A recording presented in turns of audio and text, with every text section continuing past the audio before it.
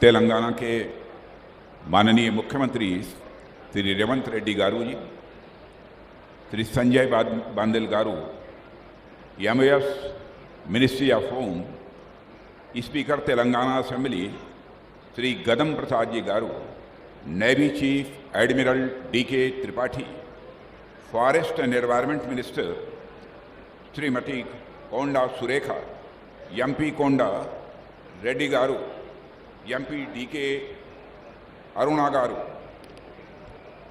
Vice admiral Rajesh Pendharkar, FOC in C, eastern naval command, MLA Shri Ram Mohan Reddy garu, MLA Shri Manohar Reddy garu, MLA Shri यादई टया गारू, centre और state government के सारे officials और यहाँ पर मौजूद इस क्षेत्र के रहने वाले अन्य सभी सम्मानित बहनों एवं भाइयों, मुझे इस बात की प्रसन्नता है कि आज नेशनल इम्पॉर्टेंस के एक बहुत ही महत्वपूर्ण project very low frequency station का यहाँ पर शिलान्यास हो रहा है। हमारी सैन्य क्षमताओं को विस्तार देने वाला यह इस्टेब्लिशमेंट निश्चित रूप से हमारी आर्म्ड फोर्सेस के लिए बेहद महत्वपूर्ण साबित होगा, ऐसा मेरा पक्का विश्वास है। जब इतने महत्वपूर्ण प्रोजेक्ट का आज यहाँ पर शिलान्यास हो रहा है, वहीं आपको शायद इस बात की जानकारी होगी कि आज ही का दिन भारत के पूर्व राष्ट्रपति और भारत के माने जाने वैज्ञानिक अब्दुल कलाम साहब का आज जन्मदिन भी है। डॉक्टर कलाम साहब ने भारत के डिफेंस सेक्टर में जो महान योगदान दिया है, उसके प्रति हम आभार व्यक्त करते हैं और आज के अवसर पर हम उनकी स्मृति को नमन करते हैं। साथियों, इस वेरी लो फ्रिक्वेंसी स्टेशन के निर्माण से जुड़े सभी स्टेक होल्डर्स को भी मैं अपनी तरफ से हार्दिक बधाई देता हूं। इसके साथ ही मैं तेलंगाना सरकार का और विशेष रूप से तेलंगाना के माननीय मुख्यमंत्री श्री रेवंत रेड्डी जी का भी विशेष योगदान के लिए मैं तहे दिल आभार व्यक्त करता हूं। जैसा उन्होंने कहा कि राजनीति का मतलब ये नहीं है कि जो देश हित में काम हो उसे न किया जाए, और बड़े दिल के साथ उन्होंने इस काम को किया है। हम सभी जानते हैं राजनीति केवल सरकार बनाने के लिए नहीं की जाती है, राजनीति यदि की जाती है तो देश बनाने के लिए राजनीति की जाती है। शायद इसी भाव से उन्होंने सहज रूप से अपना पूरा सहयोग प्रदान किया है। साथियों, राजनीतिक दृष्टि से देखें तो तेलंगाना एक नया राज्य है, लेकिन भौगोलिक व ऐतिहासिक दृष्टिकोण से इसका इतिहास कई हजार वर्ष पुराना है। यदि आप प्राचीन इतिहास या मध्यकालीन इतिहास पर नज़र डालें तो यह हमेशा से ही एक बहुत ही प्रॉस्परस यानी समृद्ध क्षेत्र के रूप में यह जाना जाता रहा है। चाहे मौर्य साम्राज्य हो, सातवाहन साम्राज्य हो, फिर काकतीय वंश हो, हर काल में यह तेलंगाना का क्षेत्र अपने एग्रीकल्चरल एडवांसमेंट और आर्किटेक्चर कंट्रीब्यूशन के लिए सारे देश में जाना जाता था। सिर्फ प्राचीन काल ही नहीं, बल्कि मैं मानता हूं कि आधुनिक काल में भी तेलंगाना राज्य राष्ट्र की प्रॉस्पेरिटी में, राष्ट्र की समृद्धि में अपना बहुत बड़ा योगदान देता रहा है। साथियों, प्राचीन काल से लेकर अब तक तेलंगाना की प्रॉस्पेरिटी के पीछे मैं सिर्फ और सिर्फ एक ही कारण देख पाता हूं, और वह है यहाँ के लोगों की कड़ी मेहनत, यहाँ के लोगों का कड़ा परिश्रम। मुझे कई मौक़ों पर तेलंगाना आने का अवसर मिलता रहता है और यहाँ के लोगों से बातचीत करने का भी अवसर मिलता रहता है। इसके अलावा रक्षा मंत्रालय में या फिर आर्म्ड फोर्सेस में भी तेलंगाना के कई अधिकारियों से मुझे बातचीत करने का समय समय पर अवसर मिलता रहता है। तो मैं उनमें एक चीज़ जरूर देखता हूँ, वह देखता हूँ उनकी हार्ड वर्किंग, उनकी कड़ी मेहनत। इस क्षेत्र के लोगों के अंदर काम करने के प्रति गजब की कर्मठता देखने को मिलती है, इसलिए इस क्षेत्र के लोग भी अभिनंदन के पात्र हैं। मैं मुख्यमंत्री श्रीमान रेवंत रेड्डी जी से कहना चाहूँगा कि आप बड़े भाग्यशाली हैं कि आप इतने मेहनती लोगों का प्रतिनिधित्व कर रहे हैं और आप यहाँ के मुख्यमंत्री हैं। साथियों, जब यह वेरी लो फ्रिक्वेंसी स्टेशन अपने निर्माण के बाद यह काम करना प्रारंभ कर देगा, यानी जब फंक्शनल हो जाएगा तो हमारे मैरीटाइम फोर्सेज के लिए अनेक दृष्टि से यह बहुत ही महत्वपूर्ण सिद्ध होगा। मेरी नज़र में इस प्रकार के हाई टेक इंफ्रास्ट्रक्चर सिर्फ एक मिलिट्री इस्टेब्लिशमेंट ही नहीं होते, बल्कि इनका स्ट्रेटजिक रोल, रणनीतिक भूमिका इन्हें नेशनल इम्पॉर्टेंस का स्वाभाविक रूप से दर्जा देती है। दुनिया के अनेक रक्षा विशेषज्ञों का यह मानना है कि जिस तरीके से वारफेयर के तरीके डायनेमिक हो रहे हैं, ऐसी परिस्थितियों में मैन एंड मशीन यानी मनुष्य और मशीन के बीच इफेक्टिव कोऑर्डिनेशन, प्रभावी समन्वय का यह होना यह अति आवश्यक होता जा रहा है। चाहे वह साधारण परिस्थिति हो या फिर असाधारण परिस्थिति, हर स्थिति में किसी भी कमांड सेंटर का उससे जुड़े हुए सभी लोगों के बीच इन्फॉर्मेशन के सीमलेस फ्लो का यह होना बहुत ज़रूरी है। और इस प्रकार के कम्युनिकेशन के लिए ऐसे सेंटर्स मैं मानता हूं कि बेहद इम्पॉर्टेंट होते हैं। साथियों, एक स्ट्रांग मिलिट्री कम्युनिकेशन सिस्टम कई कारणों से यह महत्वपूर्ण होता है। इफेक्टिव कम्युनिकेशन किसी भी कॉम्प्लेक्स ऑपरेशन के कोऑर्डिनेशन में यह बहुत ही आवश्यक हो जाता है, और यह मिशन में शामिल पर्सनल के रोल, रिस्पॉन्सिबिलिटी और उस मिशन के ऑब्जेक्टिव्स के प्रति उनकी अवेयरनेस, उनकी जागरूकता को यह लगातार बढ़ाता रहता है। एक क्लियर और सिक्योर कम्युनिकेशन चैनल न केवल टाइमली और इफेक्टिव डिसीजन मेकिंग में वह मदद करता है, बल्कि कमांड के ऑर्डर्स को फील्ड फॉर्मेशन तक पहुंचाने और सबऑर्डिनेट से फीडबैक प्राप्त करने के लिए भी यह एक महत्वपूर्ण माध्यम होता है। साथियों, दूसरी ओर जब सोल्जर्स अपने को पूरी तरह से इन्फॉर्म्ड और इंक्लूडेड पाते हैं तो उनके मोरल और यूनिटी को बहुत ही बढ़ावा मिलता है। किसी भी युद्ध स्थल या ऑपरेशनल एनवायरनमेंट में यदि पूरी इंफॉर्मेशन अवेलेबल हो तो इसका सेफ्टी और स्ट्रेटजी दोनों पर काफ़ी पॉजिटिव इम्पैक्ट होता है।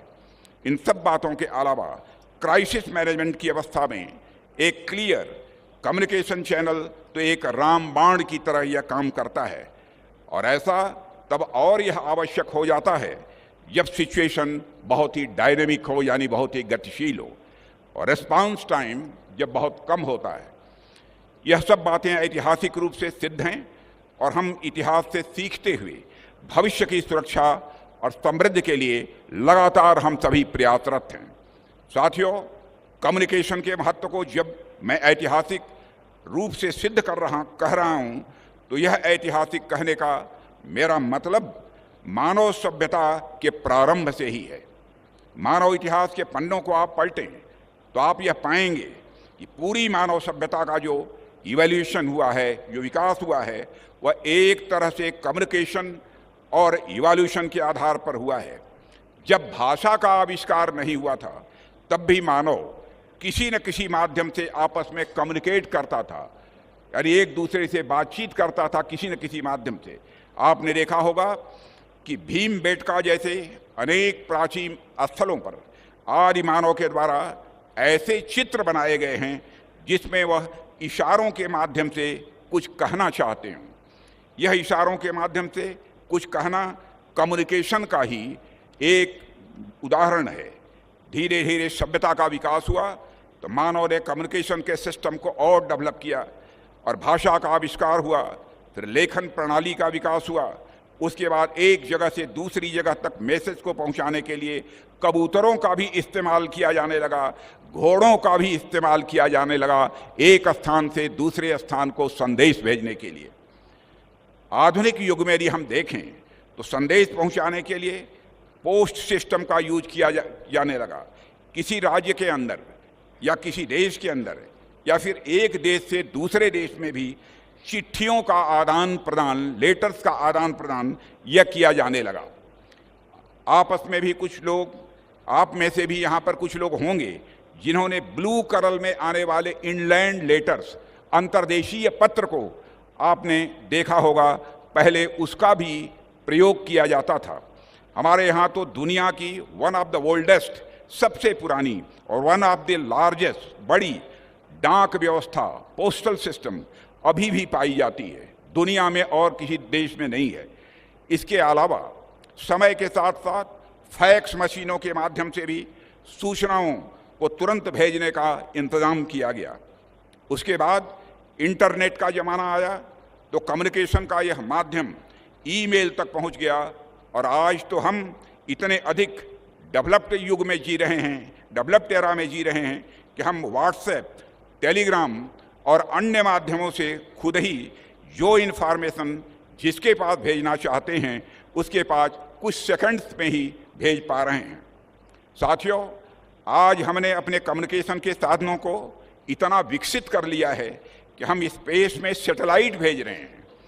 उसके माध्यम से दुनिया के एक कोने में बैठा हुआ आदमी दुनिया के दूसरे कोने में बैठे हुए आदमी से न सिर्फ बात कर सकता है बल्कि उससे लाइव भी देख सकता है। आज से कुछ दशक पहले जो चीज़ कल्पना लगती थी आज वह सच्चाई बन गई है, यथार्थ बन गई है, और ऐसा सिर्फ और सिर्फ कम्युनिकेशन के दम पर ही यह संभव हो पाया है। कहाँ तो मानव पहले अपने घर परिवार और गांव तक सीमित रहता था, और कहाँ आज हम देश दुनिया की खबरों को अपनी जेब में लेकर घूमते हैं। इतनी बड़ी प्रगति सारे भारत में ही नहीं सारे विश्व में हुई है। साथियों, कम्युनिकेशन के इतिहास में यदि हम पिछले 1-2 दशकों पर नज़र डालें तो इस दौरान जो प्रोग्रेस हुई है अब तक की सारी प्रोग्रेस पर यह भारी पड़ती है। कम्युनिकेशन में जब एडवांस टेक्नोलॉजी का रोल कहीं ज़्यादा बढ़ गया है, कोविड के दौरान हम सब ने यह देखा होगा, जब लॉकडाउन था तो उस समय भी स्कूल, कॉलेज आज सभी जब बंद हो चुके थे, उस समय भी यह संचार व्यवस्था, कम्युनिकेशन के नए माध्यम का ही एक करिश्मा था। उसी का कमाल था कि शिक्षा व्यवस्था पर, चिकित्सा व्यवस्था पर और जरूरी सेवाओं पर कोई ज़्यादा नेगेटिव इम्पैक्ट नहीं पड़ने पाया। टेली एजुकेशन के माध्यम से विद्यार्थी घर बैठे शिक्षकों से ज्ञान प्राप्त करते रहे, और इसके अलावा डॉक्टर से सलाह मशविरा करने के लिए भी टेली कंसल्टेशन की प्रणाली भी काम में लाई जाती रही है। यह कम्युनिकेशन की ही भूमिका है साथियों कि अब हम सिर्फ आपस में ही नहीं बल्कि इंटरनेशनल लेवल पर भी इंफॉर्मेशन का आदान प्रदान कर रहे हैं।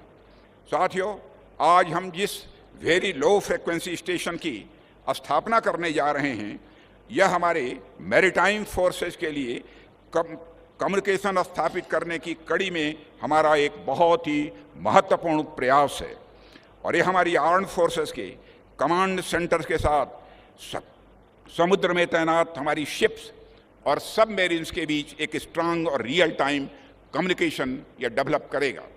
और यह स्टेशन हमारे मैरीटाइम इंटरेस्ट को सिक्योर करने की इसी विजन के साथ, इसी दृष्टिकोण के साथ बनाया जा रहा है। साथियों, कई बार हमारे पास इक्विपमेंट भले ही ज़्यादा हों, मैन पावर भले ही ज़्यादा हो, लेकिन उस स्थिति में भी अगर हमारे पास सटीक सूचना नहीं है, सटीक इन्फॉर्मेशन नहीं है, और हमारे बाकी के सेंटर्स के साथ हमारा अच्छा कम्युनिकेशन नहीं है, तो हमारे लिए निर्णय लेने में बड़ी दुविधा उत्पन्न होती है। मेरे कहने का अर्थ यह है कि एक सिक्योर और रियल टाइम कम्युनिकेशन का न होना हार और जीत के बीच एक निर्णायक फैक्टर साबित हो सकता है। इसलिए इस वेरी लो फ्रिक्वेंसी स्टेशन का महत्व है। साथियों, हमारे पास रियल टाइम कम्युनिकेशन न हो तो लाख एसेट्स होने के बावजूद हम बढ़त हासिल किसी भी सूरत में नहीं कर सकते हैं। इसलिए मैं समझता हूं कि हमारे कम्युनिकेशन सिस्टम का मजबूत होना उतना ही इम्पॉर्टेंट है जितना इम्पॉर्टेंट हमारे लिए मिलिट्री इक्विपमेंट का होना है। साथियों, आज हमारी नेवी के पास बड़ी संख्या में शिप्स हैं। मैं नंबर नहीं बतलाना चाहता हूं, बड़ी संख्या में हमारी नेवी के पास इस समय शिप्स हैं। इसके अलावा भी ऐसे अनेक प्लेटफॉर्म्स हैं जो डीप सी, गहरे समुद्र में कार्यरत हैं। भारतीय नौसेना के अनेक जहाज व अन्य प्लेटफॉर्म पूरे इंडो पैसिफिक रीजन में फैले हुए हैं। भारत और हमारी नौसेना का स्फीयर ऑफ इंटरेस्ट पूरे इंडो पैसिफिक रीजन में ईस्ट से मलक्का स्ट्रेट से वेस्ट में गल्फ ऑफ एडन और पर्शियन गल्फ और अफ्रीका के ईस्ट कोस्ट तक फैला हुआ है।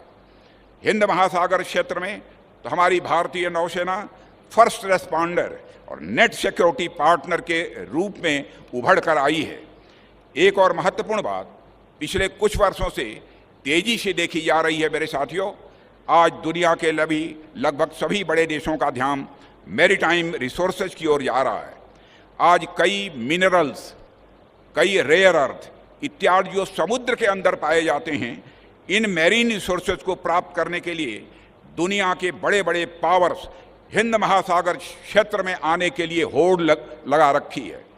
तो चाहे वह व्यावसायिक दृष्टि से हो या फिर सिक्योरिटी का दृष्टिकोण हो, हर दृष्टि से हमारी नौसेना के लिए यह अत्यंत महत्वपूर्ण हो जाता है कि वह अपने आप को लगातार मजबूत बनाए और इस क्रम में उसके कम्युनिकेशन सिस्टम का मजबूत होना यह और अधिक आवश्यक हो जाता है। साथियों, इतिहास भी इस बात का गवाह है कि जिस भी देश ने दुनिया में अपनी विशेष पहचान बनाई है, जो शक्तिशाली बने हैं, उन्होंने एक समय में समुद्र पर डोमिनेट जरूर किया है और फ्रांसीसियों, पुर्तगालियों और अंग्रेजों ने समुद्र में अपना इफेक्टिव प्रेजेंस इन लोगों ने दर्ज कराई है। इस स्ट्रेटेजिक डोमिनेशन तथा रिसोर्सेज के कंपटीशन में अगर भारत को अपना इंटरेस्ट सिक्योर करना है तो हमारे पास प्लेटफॉर्म्स और इक्विपमेंट्स का यह होना तो जरूरी है ही, परंतु इसके साथ साथ कम्युनिकेशन सिस्टम का भी एक मजबूत होना यह बहुत ही आवश्यक है। इसीलिए यह वेरी लो फ्रिक्वेंसी, आज इसका जो यहाँ पर शिलान्यास हुआ है उसका एक महत्व है। एक मजबूत कम्युनिकेशन ही हमें मजबूत डीप सी फोर्स बने रहने में सहायता प्रदान करता है। साथियों, आप लोग में से शायद कुछ अवगत होंगे कि अभी तक भारतीय नौसेना 30 साल से ज़्यादा पुराने INS कट्टा बोमन के माध्यम से ही डीप सी में अपने प्लेटफॉर्म्स के साथ कम्युनिकेशन इस्टेब्लिश करती आ रही है। लेकिन जैसे जैसे टेक्नोलॉजी और आधुनिक होती जा रही है, मॉडर्न होती जा रही है, वैसे वैसे एक नए वेरी लो फ्रिक्वेंसी स्टेशन की ज़रूरत को महसूस किया जाने लगा था। यह वेरी लो फ्रिक्वेंसी स्टेशन हमारी नौसेना की इस आवश्यकता को पूरा करेगा, ऐसा मेरा पक्का विश्वास है। यह पूरी तरह मॉडर्न टेक्नोलॉजी पर आधारित होगा। यह न सिर्फ हमारी वर्तमान ज़रूरतों को पूरा करेगा, बल्कि आने वाले समय में भी टेक्नोलॉजिकल दृष्टिकोण से, तकनीकी दृष्टिकोण से भारतीय नौसेना को तथा हमारे मैरीटाइम फोर्स को और अधिक मजबूती प्रदान करेगा। साथियों, मैं अनेक मंचों से इस बात का जिक्र पहले भी कर चुका हूं कि हमारे वर्तमान के जो भी कार्य हों वह सिर्फ कुछ समय को ही ध्यान में रखकर नहीं किए जाने चाहिए, बल्कि हमारा दृष्टिकोण फ्यूचरिस्टिक होना चाहिए। भविष्य की ओर हमें बराबर अपनी नज़र रखनी चाहिए। सरकार में भले ही 5 साल के लिए सरकारें चुनी जाती हैं, लेकिन सरकारों का दृष्टिकोण सिर्फ 5 वर्ष का नहीं होना चाहिए, बल्कि आने वाले कई दशकों का होना चाहिए। शायद इसी सोच के आधार पर यहाँ के मुख्यमंत्री रेवंत रेड्डी जी ने इस लैंड को प्रोवाइड करने में बहुत महत्वपूर्ण भूमिका निभाई है। ठीक उसी प्रकार टेक्नोलॉजी के क्षेत्र में भी हम यदि कोई स्टेशन या फिर कोई मिलिट्री स्टैब्लिशमेंट स्थापित करते हैं तो उसको हम सिर्फ कुछ समय के लिए ध्यान में रखते हुए इस्टेब्लिश नहीं करने चाहिए, बल्कि हमें इस बात का ध्यान रखना चाहिए साथियों कि आने वाले कई डिकेड्स तक, कई दशकों तक किस प्रकार से वह हमारी मिलिट्री स्ट्रेंथ, हमारी सेना की ताकत को अपनी सेवाएं वह दे पाए। मुझे पूरा विश्वास है कि हमारा यह वेरी लो फ्रिक्वेंसी स्टेशन हमारी उस योजना के अनुसार काम करेगा और आने वाले कई डिकेड्स तक, कई दशकों तक हमें सिक्योर और रियल टाइम कम्युनिकेशन यह प्रदान करेगा। साथियों, सरकार भारतीय नौसेना को लगातार और भी ज़्यादा मजबूत बनाने के लिए पूरी तरह से कमिटेड है तथा उसके लिए जो भी आवश्यक कदम होगा वह उठाने के लिए भी हम सब पूरी तरह से तैयार हैं। हम अपनी नौसेना को लगातार अत्याधुनिक और आत्मनिर्भर बना रहे हैं। और साथियों, मैं इस मंच के माध्यम से एक और बात का यहाँ पर आप सबके बीच जिक्र करना चाहूँगा। मेरे संज्ञान में, मेरी जानकारी में यह लाया गया है कि इस प्रोजेक्ट को लेकर यहाँ आसपास के कुछ लोगों के मन में कुछ शंकाएं पैदा करने की कुछ लोगों ने कोशिश की है। उनके मन में कुछ भ्रांतियाँ, कुछ कन्फ्यूजन थी तथा इस प्रोजेक्ट के पर्यावरण को लेकर के ऊपर पड़ने वाले प्रभाव को लेकर भी कुछ गलतफहमियाँ पैदा हुई थी। मैं इस मंच से इन सभी लोगों को आश्वासन देना चाहता हूँ कि सरकार खुद पर्यावरण सुरक्षा को लेकर अत्यंत गंभीर है। जहाँ तक इस प्रोजेक्ट की बात है तो चाहे इसके निर्माण की बात हो या फिर इस प्रोजेक्ट के निर्माण के बाद इसके एग्जीक्यूशन की बात हो, हर क्षेत्र में इन्वायरमेंटल कंडीशंस का पूरा ध्यान रखा गया है। इसकी जानकारी आपको हमारे navy chief admiral DK. Tripathi ने दी है। हमने इस बात का भी ध्यान रखा है कि इस वेरी लो फ्रिक्वेंसी स्टेशन के निर्माण के समय अगर ज़रूरत हुई तो प्रभावित नागरिकों के पुनर्वास की व्यवस्था भी इंश्योर की जाएगी, लेकिन मैं समझता हूँ शायद आवश्यकता इसे न महसूस हो। सस्टेनेबल डेवलपमेंट, सतत विकास, ये हमारी सरकार की सबसे प्रमुख प्राथमिकताओं में से यह एक है और यह बात मैं पूरी जिम्मेदारी से कह रहा हूँ। साथियों, आप देखिए कि पिछले 35 वर्षों से INS कट्टाबोमन में जो हमारा कम्युनिकेशन स्टेशन इस समय कार्यरत है, उसने भी वहाँ लोकल इकोसिस्टम पर किसी प्रकार का नेगेटिव इम्पैक्ट नहीं होने दिया है। वहाँ की बायोडाइवर्सिटी और वाइल्ड लाइफ दोनों ही आज सुरक्षित हैं, कोई भी जाकर उसे देख सकता है। न सिर्फ सुरक्षित हैं बल्कि वह फल फूल भी रही हैं। हम इस VLF स्टेशन में और भी नई टेक्नोलॉजी के साथ यह सुनिश्चित कर रहे हैं कि पर्यावरण पर किसी भी प्रकार का एडवर्स इम्पैक्ट न पड़े और आसपास के लोकल पॉपुलेशन के साथ मिलकर इस स्टेशन के डेवलपमेंट और उसके क्रियान्वयन के दिशा में हम आगे बढ़ें। साथियों, इसके साथ ही ये वेरी लो फ्रिक्वेंसी स्टेशन यहाँ की लोकल पॉपुलेशन के लिए भी रोजगार और आर्थिक विकास के नए आयाम खोलेगा, यह भी आपको मैं भरोसा दिलाना चाहता हूँ। इसके निर्माण के दौरान तो यहाँ आसपास के क्षेत्र के जो स्किल्ड यानी कुशल और अनस्किल्ड जो अकुशल हैं को रोजगार तो मिलेगा ही, रोजगार भी मिलेगा और लेकिन निर्माण के उपरांत जब यह स्टेशन कार्य करने लगेगा उस समय भी यहाँ आसपास के लोगों के लिए रोजगार की, एम्प्लॉयमेंट की पर्याप्त संभावनाएं मौजूद रहेंगी। मैं सभी क्षेत्रवासियों को आश्वस्त करना चाहता हूँ। साथियों, मेरी समझ में यह वेरी लो फ्रिक्वेंसी स्टेशन इस क्षेत्र के लिए सिर्फ रोजगार बढ़ाने का ही नहीं बल्कि ग्रोथ पोल का भी यह काम करेगा। आप सब ने ग्रोथ पोल की थियरी के बारे में कुछ लोगों ने, पढ़े लिखे लोगों ने सुना होगा। ग्रोथ पोल दरअसल एक ऐसा क्षेत्र होता है जो खुद तो विकसित होता ही है लेकिन अपने साथ साथ वह आसपास के क्षेत्रों का भी को विकसित करता है, उसे ग्रोथ पोल कहते हैं। इस क्षेत्र में बन रहा यह वेरी लो फ्रिक्वेंसी स्टेशन उसी ग्रोथ पोल की तरह आसपास के क्षेत्र में भी इकोनॉमिक डेवलपमेंट यानी आर्थिक विकास को और अधिक गति प्रदान करेगा। साथियों, इस प्रोजेक्ट को कल्पना से कागज पर और कागज से जमीन पर उतारना आसान काम नहीं था।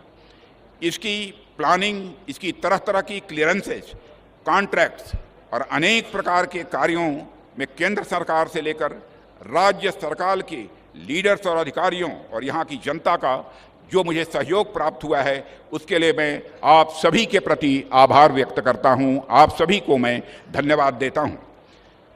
मैं यहाँ की लोकल कम्युनिटी का, यहाँ रहने वाले लोगों का विशेष आभार व्यक्त करता हूँ क्योंकि आपके सहयोग और आशीर्वाद के बिना यह प्रोजेक्ट किसी भी सूरत में पूरा नहीं हो सकता था। जिस तरह से आप सबका सहयोग रहा है वह यह दिखाता है कि जब राष्ट्र की सुरक्षा की बात आती है, जब देश की संप्रभुता की, सॉवरेंटी की बात आती है तो उस समय यह देश के सभी लोग तमाम विचारधाराओं, धर्मों व पंथों के ऊपर उठकर राष्ट्र के लिए एकजुट होकर खड़े हो जाते हैं। यह हमारे भारत की विशेषता है। यहाँ तक कि अलग अलग राजनीतिक दल भी, जिनकी अलग अलग विचारधाराएं हैं, वह बाकी समय भले ही अलग अलग हों लेकिन बात जब देश की सुरक्षा की आती है तो हम सभी एक मंच पर इकट्ठा हो जाते हैं, जैसे आज हम सबको एक मंच पर इकट्ठा आप यहाँ पर देख रहे हैं। चाहे वह अलग अलग राज्य की सरकारें हों, क्षेत्रीय दल हों, राष्ट्रीय सुरक्षा के मुद्दे पर यह सभी एक हो जाते हैं। इसका सबसे बड़ा उदाहरण मैं समझता हूँ यह आज का कार्यक्रम है। साथियों, अंग्रेजी में एक कहावत है, जो लोग अंग्रेजी पढ़े होंगे उनको जानकारी होगी, a good navy is not a provocation to war but a surety of peace. हमारी इंडियन नेवी भी बे ऑफ बंगाल समेत पूरे इंडियन ओशन रीजन में शांति की सबसे बड़ी गारंटी है, यह मैं दावे के साथ मैं कह सकता हूँ। भारत की मैरीटाइम बाउंड्रीज जिन देशों से लगती है उन्हें यह समझना चाहिए कि मैरीटाइम सिक्योरिटी एक कलेक्टिव इफोर्ट, सामूहिक प्रयास है। बाहरी शक्तियों को अपने घर के दरवाजे पर बुलाना और बिठाना उस यूनिटी ऑफ इफोर्ट को चोट पहुंचाता है। बे ऑफ बंगाल और इंडियन ओशन रीजन में शांति और व्यवस्था बनाए रखना हम सबकी यह टॉप प्रायोरिटी होनी चाहिए। भारत के इस प्रयास में सभी फ्रेंडली कंट्री के साथ जरूरी है, क्योंकि यदि एक भी देश छूटा तो समझिए हमारा राष्ट्र का सुरक्षा चक्र टूटा। भारत तोड़ने में नहीं बल्कि सबको जोड़ने में विश्वास रखता है। इसलिए हम लोग हर तरीके से सभी हमारी फ्रेंडली कंट्रीज, मित्र पड़ोसी देशों के साथ लेने के लिए हर संभव कदम उठा रहे हैं। साथियों, अंत में मैं इस कार्यक्रम में उपस्थित सभी लोगों को एक बार फिर से इस वेरी लो फ्रीक्वेंसी स्टेशन के शिलान्यास की हार्दिक शुभकामनाएं देता हूं। मैं भारतीय नौसेना और तेलंगाना सरकार को भी इस प्रोजेक्ट की शुरुआत करने की हार्दिक बधाई देता हूं और आभार भी व्यक्त करता हूं। आपने मुझे यहाँ आमंत्रित किया, अपनी तरफ से कुछ बातें करने का अवसर दिया, इसके लिए भी आप सबको धन्यवाद देते हुए और पुनः इस बड़े प्रोजेक्ट की जो यहाँ शुरुआत हो रही है उसके लिए आपको बधाई देते हुए अपना निवेदन समाप्त करता हूँ। आप सबको बहुत बहुत धन्यवाद।